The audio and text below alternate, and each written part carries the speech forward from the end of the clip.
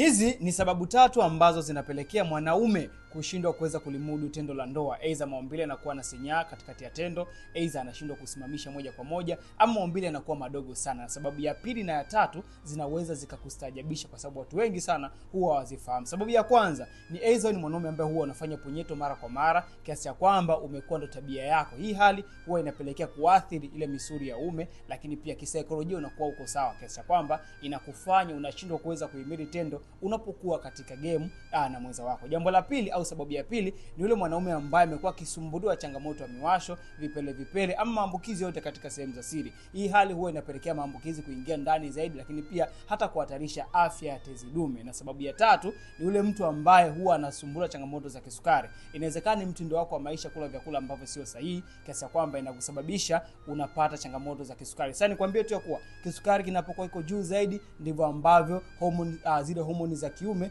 zinazidi kushuka na unashindwa kuweza kuperform katika tendo la ndoa. Ikiwa ni mmoja wapo ambaye unapitia miongoni mwa hizo sababu tatu ambazo nimeweza kuzielekeza, basi hakikisha unanitafuta kupita namba ambayo inapita hapa kwenye screen ili tuweze kuanza matibabu. Nikukumbushe tu kuwa ukianza tiba leo hii unalinda afya yako na afya ya mwenza wako.